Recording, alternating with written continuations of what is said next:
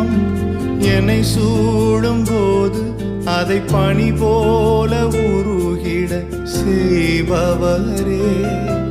மலை போல துன்பம் என்னை சூடும் போது அதை பனி போல உருகிட செய்பவரே. கண்மணி போல் என்னை காப்பவரே.